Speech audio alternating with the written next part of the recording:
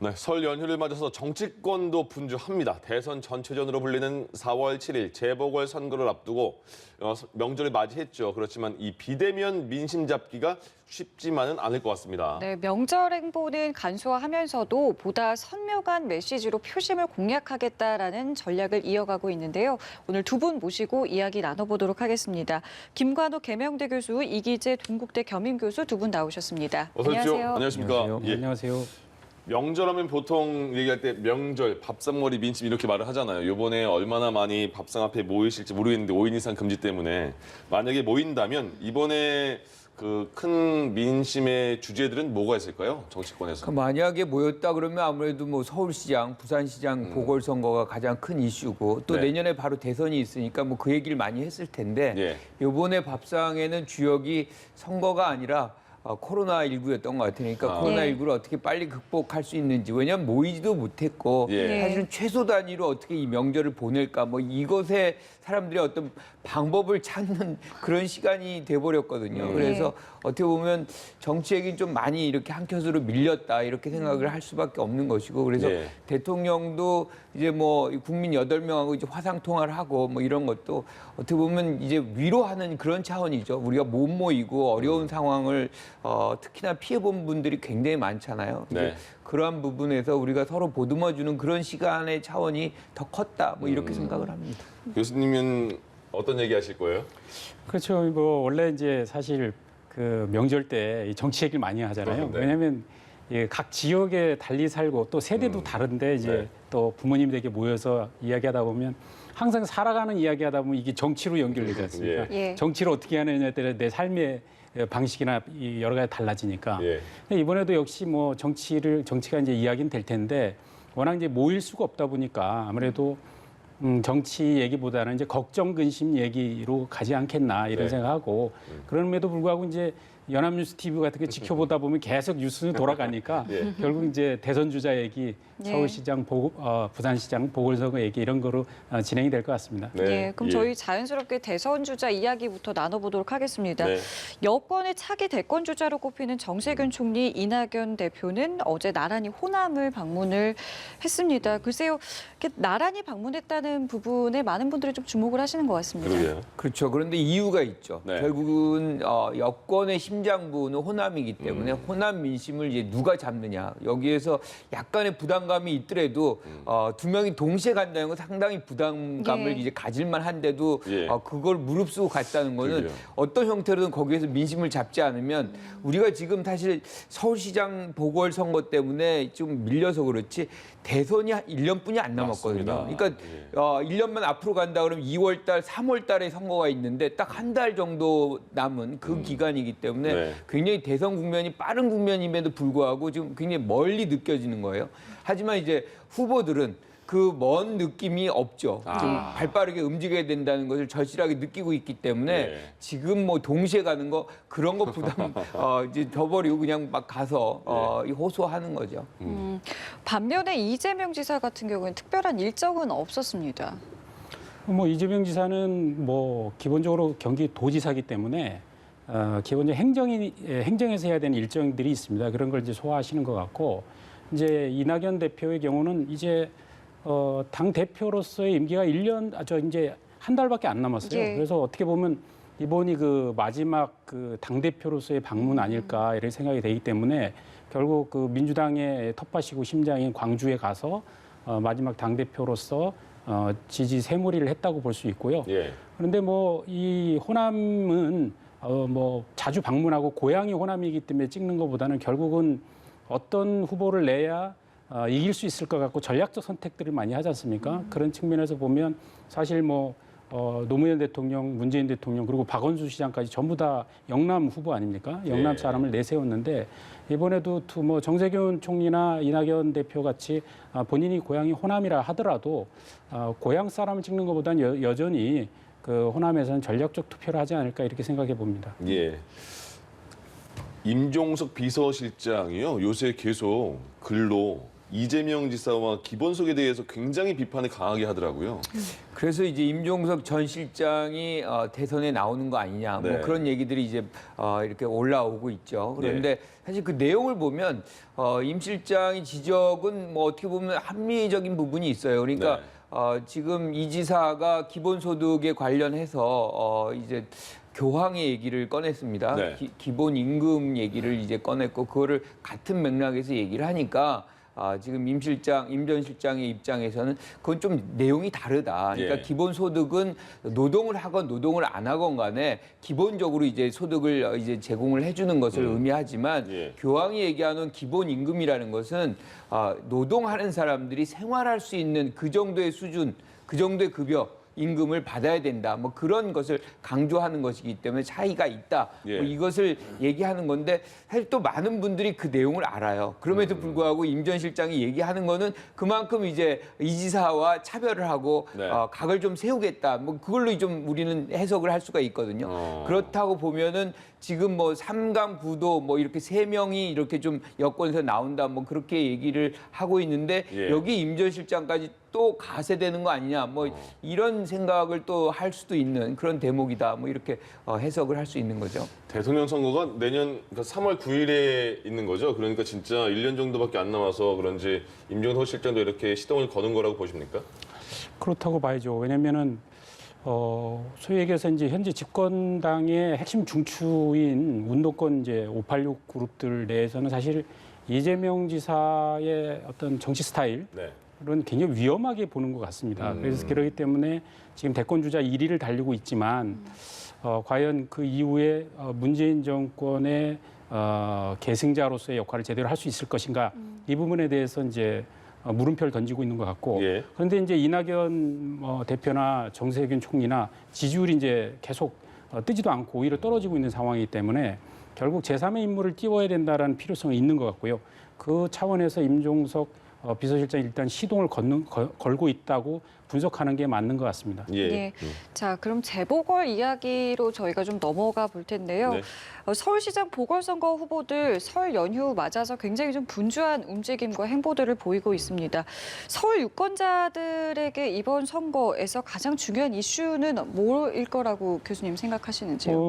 뭐 처음부터 끝까지 저는 부동산, 그러니까 주택 문제에 대한 이슈일 거라고 생각을 합니다. 예. 워낙 부동산이 폭등을 해서 지금 그 4년 동안 전국의 이제 주택 매매 상승률이 매매가 상승률이 42% 넘었는데 서울은 80%가 넘었다고 최근 예. 보도도 나왔거든요. 그러니까 집값이 어마어마하게 오른 거죠. 그래서 집값이 오른 사람은 오른 대로 이야기를 하고 그것에 타지 못한 편성하지 못한 사람들은 엄청난 박탈감에 시달리고 있고 또 전월세 문제까지 이제 법이 통과되면서 지금 이사할 수 있는 그런 여건도 안 되는 상황이기 때문에 아무래도 그 문제가 가장 크다. 그리고 그렇기 때문에 여당이든 야당이든 각 후보들도 이미 그 주제에 대해서 그 계속적인 이제 규제를 완화해달라. 그다음에 완화하겠다. 이런 공급을 하겠다면서 30만 원 공급하겠다, 70만 원 공급하겠다, 어마어마한 공급 정책을 던지고 있거든요. 공약들이 너무 좋아요. 예, 그런데 저는 이제 그러면.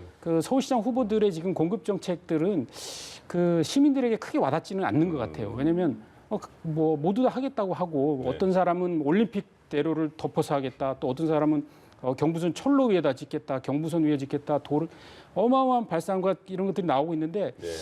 그 국민들이 볼 때는 그냥 아이디어 차원이구나. 그리고 과연 이게 서울시장이 할 수 있는 일이냐 이런 문제에 대해서 의문을 하기 때문에 네.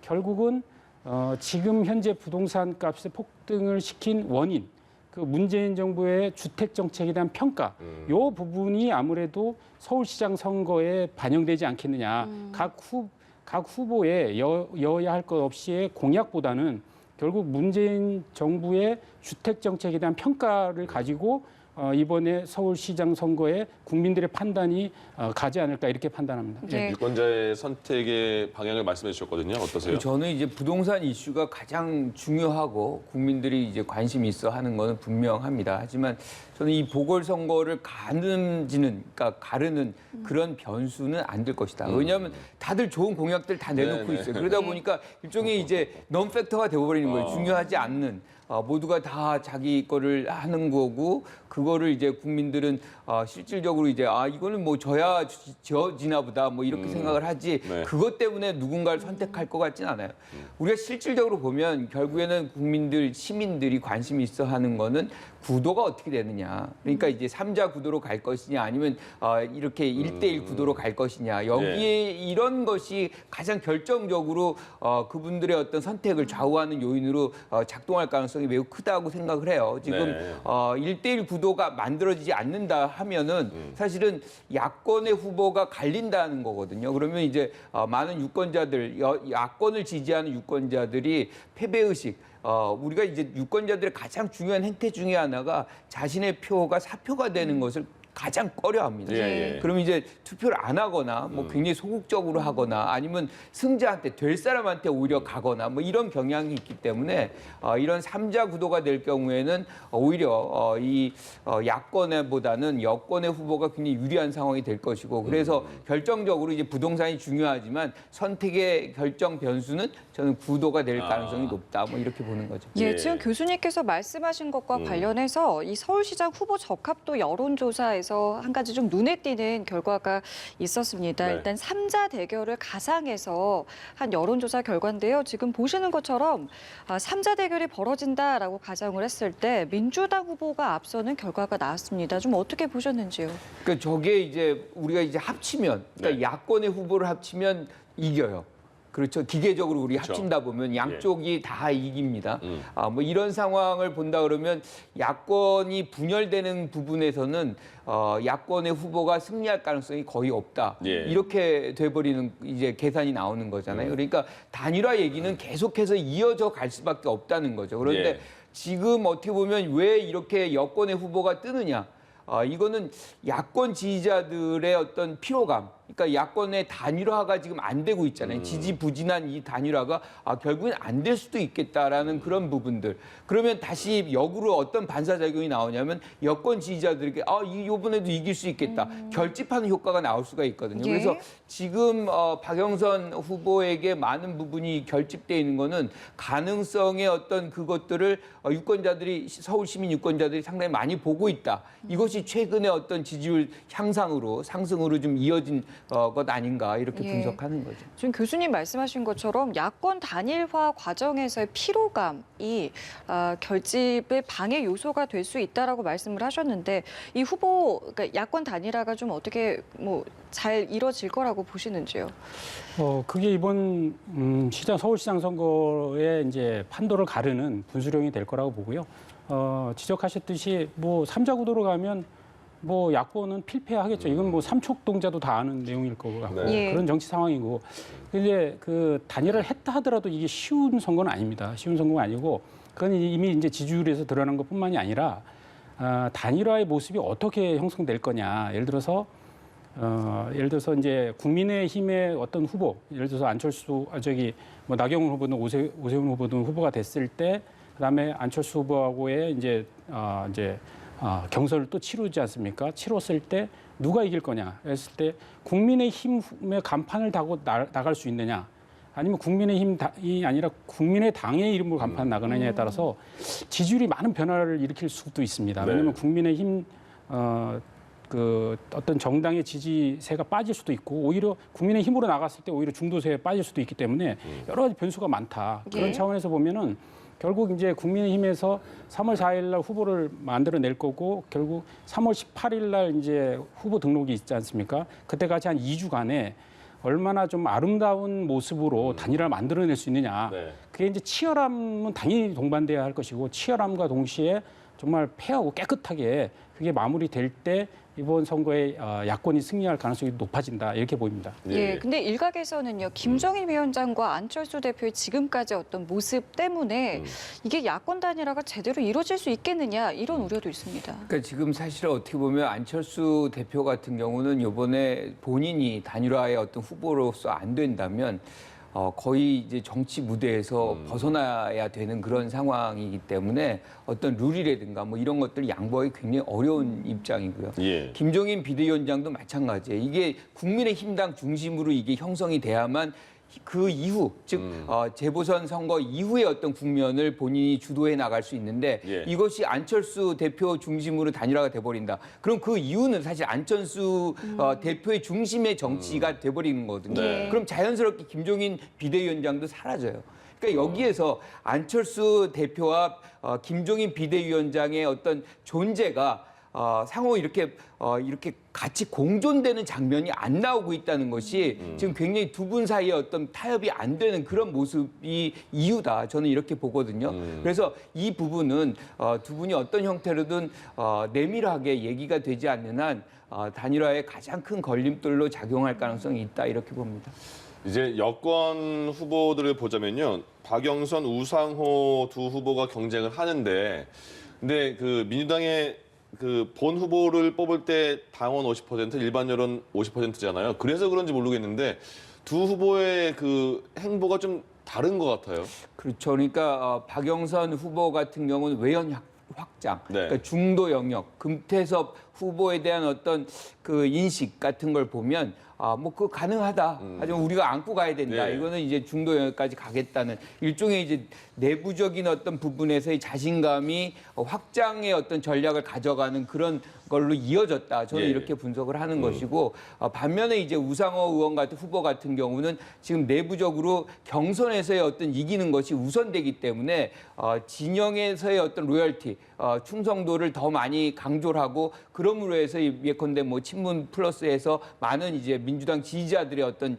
이 지지를 확보하는 게 우선되기 때문에 조금 더 성명성, 진영의 성명성을 강조하는 그런 전략을 지금 채택하고 있다. 그래서 다른 전략을 지금 추구하는 그런 부분에 있겠다 이렇게 봅니다. 그러면 그 우상호 후보 같은 경우에는 이번에 박원순 시장의 정신을 계승하겠다 이런 그 상황으로 표현을 했잖아요. 네. 어떻게 보세요?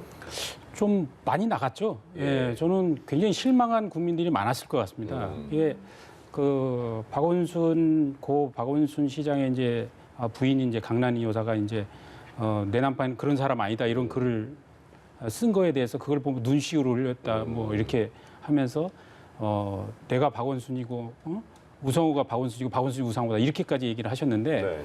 완전히 동질적 표현을 하셨어요. 이거에 대해서 뭐 2차 가해니 이런 걸 떠나서 선거에서도 굉장히 좀 무리수를 뒀구나.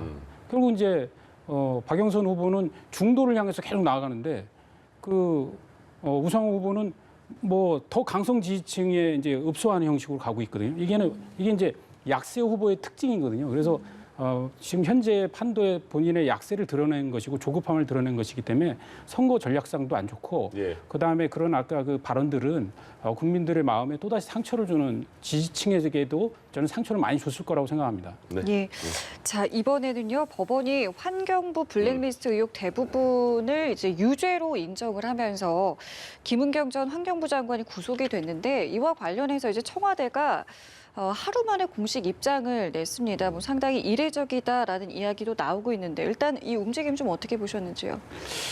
네, 좀 청와대가 너무 그러니까 원래는 이제 재판 중인 사안에 개입하지 않겠다 이렇게 했었는데 이번에 그 갑자기 뭐 문재인 정부의 블랙리스트는 없다라고 얘기를 했는데 이미 법원에서 그런 리스트가 있었다는 거는 말 그대로 블랙리스트란 말만 없었지 그런 것에 개입했다라고 분명히 얘기를 했고 이게 오히려 이렇게 2017년 이 공공기관에 대한 운영에 관한 법률이 제정된 이후에 이렇게 대대적으로 계획적으로 이렇게 사표를 받고 이런 사례가 없다라고 분명히 얘기했음에도 불구하고 이거에 대해서 전면 부정하는 발언을 해서 이거는 국민 법감정에도 맞지 않는 것이다 이런 생각이 들고 저는 지금 현재 이런 여러 가지 건들이 결국은 문재인 정부가 그동안 내세웠던 적폐청산의 여러 가지 프레임을 했지만 결국 도덕성에 큰 타격을 문재인 정부가 받고 있다 이렇게 좀 보여지고요. 그래서 더 나아가서는 이게 이제 결국 검찰 수사로 계속 이어지면서 윗선을 향해서 가고 있는 거거든요. 이런 부분에 대해서 조금 더 강경한 태도를 통해서 윗선으로 이어져 나가는 걸 차단하는 그런 차원에서의 어떤 발언 아니었나 이렇게 평가합니다. 예. 저는 그 한 가지 좀 이제 우리 얘기를 하고 넘어가야 되는 블랙리스트라는 거는 재판 결과문에도 없는 거거든요. 네. 그러니까 블랙리스트는 어떻게 보면 공직이나 뭐 이렇게 재정적인 어떤 지원을 하는 데에서 배제시키는 사람들의 명단을 우리가 블랙리스트라고 얘기하는데 예. 이 사안은 사실은 전임 정부에서 임명한 공공기관장들의 어떤 임기와 관련해서 이들을 이제 사퇴시키는 과정 속에서 적법하지 못한 절차적인 어떤 하자의 어떤 부분에 대한 잘못을 얘기하는 거거든요. 그래서 네. 강요, 뭐 권한남용 뭐 이런 것들이 지금 적용이 돼 있는 거죠. 그런데 이거는 어떻게 보면 민주주의 사회가 갖는 굉장히 딜레마적인 거예요. 우리가 이번에도 내년에 대선을 치른다. 그럼 캠프를 차리거든요. 그러면 이제 거기에서 많은 분들이 도와주고 일종의 농공행상 해야 되는 거가 뭐 이거는 어떤 형태로든 어느 정부든 다 있는 거예요. 근데 그 절차적으로 하자가 있느냐 없느냐였던 부분이고 예. 이걸 블랙리스트로 해가지고 이 사람들은 완전히 안 돼가 아니라 여기 임기가 보장된 사람들을 이제 내려놓는 즉 이제 사퇴시키는 과정 속에서 절차적 하자가 있었던 부분을 이제 사실 처벌하는 거거든요. 그래서 예. 블랙리스트라고 낙인을 찍는 것은 맞지 않다. 저는 이렇게 봅니다. 아니 그게 저는 좀 진짜 이해가 안 되는데 네. 청와대 발표도 이해 안 되고 아니 그게 블랙리스트가 아니면 도대체 뭡니까? 예를 들어서 그 환경부에서 어쨌든 그 공기업의 기관장 명단을 리스트 정리했고 그 리스트에 어떤 사람은 사퇴, 어떤 사람은 사퇴 예정 그리고 현 정권의 임명 이렇게 리스트 분류했지 않습니까? 그래서 리스트 분류해놓고 그 리스트에 대해서 물러나지 않는 사람들에 대해서는 뭐 각종 뭐 그 활동비 사용 내역, 카드 사용 내역 해서 압박을 했고 그다음에 사퇴하게 종용했고 그게 법원의 판결이 이미 다 나와 있는데 그런 리스트 정리를 블랙리스트라고 안 하면 그걸 뭐라고 얘기합니까? 그게 살생부라고 표현해야 됩니까? 아니 그러니까 그런 어떤 과정 속에서 뭐 압박을 하고 이런 것들이 이제 강요로 다 처벌을 받게 되는 거잖아요. 중요한 거는 사실 그런 리스트가 중요한 이제 것인데 그런 리스트를 모든 정부 뭐 부처에서 다 지금 만들어 놓고 이걸 시행하는 것이 아니라 이 환경부에서 어떤 절차적인 하자를 만들어낸 거잖아요. 그래서 우리가 이 부분을 보편화해서 이 정부가 다 블랙리스트를 해가지고 만들어내고 있고 중도에 사퇴시키고 있다. 이렇게 보편화할 수는 없다는 거죠. 지금 우리가 보면은 이 과정은 사실은 뭐 이명박 정부 때 이제 노무현 정부 때 기관장이 연결돼가지고 했던 그런 장면들도 있어요. 근데 네. 왜 이런 것들이 이제 필요해지느냐? 일종의 정책적인 동질성이거든요. 일관성. 그러니까 내가 정부를 들어섰는데 기존의 어떤 임명받은 분들하고는 사실은 정책적 기조가 다르거든요. 그러니까 이 부분은 어떻게 보면 공론화를 시켜가지고 임기를 그때부터 제한을 한다거나 아니면 완전히 보장하지 않으면 안 되는 걸 한다든가 뭔가 입법적인 차원에서 입법부가 이것을 고민해 볼 일이지 이거 계속해서 이런 과정이 이제 반복된다 그러면 다음 정부에 누가 들어서건 간에 또 이미 이제 임기가 보장된 사람을 어떻게 처리하느냐의 딜레마는 어느 정부나 다 겪게 된다는 거죠. 예. 저기 이번에 법원 발표에 의하면 임원 15명 중에서 사표 제출을 강요해서 13명의 사표를 받아냈다고 명확히 명시를 하고 있습니다. 그렇기 때문에 이런 부분을 부인하는 건 말이 안 되고요. 그다음에 환경부만 이렇게 했겠습니까? 모든 부처에 다 했을 거라고요. 아직 밝혀지지 않았지만. 그런 부분에서 좀 솔직할 건 솔직하게 인정할 건 인정하는 그런 자세가 필요하지 않나 생각해 봅니다. 아니 예. 절차적 하자 뭐 저는 뭐 잘못됐다고 생각을 하고요. 거기 동의합니다. 그러면 이 정부만 했겠느냐? 그럼 전 정부 계속 간다 그러면 저는 거기에서 자유로울 정도는 거의 없다고 봅니다. 알겠습니다. 예. 그 또 같은 날에 현 정부의 전 장관 백운규 장관에 대한 구속영장 청구는 기각이 됐잖아요. 그거에 대해서는 어떻게 평가하세요? 그러니까 지금 이 부분도 사실 어떻게 보면은 이제 이 산업부에서 이제 했던 것 중에 하나가 감사 방해하고 증거 인멸이에요. 네. 그리고 누가 지시했느냐. 그런데 이제 이 부분에 관해서 지시했느냐의 어떤 부분이 사실 백운규 장관에게 적용이 됐던 거거든요. 그런데 법원에서 얘기했던 거는 다툼의 여지가 있고 여기서 증거가 완벽하지 않다. 어떻게 보면 이건 수사 기소권, 구속의 어떤 영장을 청구하는 청구권의 남용일 수가 있는 것이거든요. 윤석열 총장도 가급적이면 불구속의 수사가 원칙이다라고 얘기를 했는데 이것은 부분적으로 그것에 어떤 반대되는 어떤 행태가 사실상 나타난 것이고 그것을 법원이 바로 잡은 것이기 때문에 저는 검찰도 가급적이면 이 불구속 수사의 어떤 관행을 지금부터라도 유지하는 것이 필요하겠다 이렇게 생각합니다. 예. 민주당은 당장 정치 수사였다 이렇게 말하던데요. 아유 이게를 그러니까 어떻게 보면은 사법적 판단의 대상이 안 된다고 지금 청와대에서 발표를 했더라고요. 결국은 뭐 대통령의 어떤 정책에 대한 이제 문제이기 때문에 이제 사법적 대상이 안 된다고 주장하는 건데 예. 저는 그렇게 묻고 싶어요. 뭐냐면 대통령이 하는 정책에 대한 문제라면 사실 사법적 판단의 대상이 되지 않죠. 그걸 정책을 정상적으로 추진하는 것이라면. 근데 그 정책을 추진함에 있어서 멀쩡한 원전을 7천억이나 들여서 그 재가동시켜서 가동시키고 있는 원전을 경제성 평가를 조작하는 방식으로 중지시켰어요. 그리고 그것에 대해서 감사가 들어가니까 공무원들이 밤에 새벽에 들어가갖고 결국 파일을 다 삭제해 버렸습니다. 이런 엄청난 범죄 행위를 했는데 이걸 사법적으로 심판하지 않는다면 도대체 어떤 걸 심판하는 것인지 제가 되묻고 싶습니다. 예. 알겠습니다. 저희 알겠습니다. 주어진 시간이 많지 않아서요. 네. 오늘 두 분과의 말씀 여기서 마무리 짓도록 하겠습니다. 지금까지 김관옥 계명대 교수, 이기재 동국대 겸임교수와 함께했습니다. 네, 고맙습니다. 오늘 말씀 감사합니다. 예.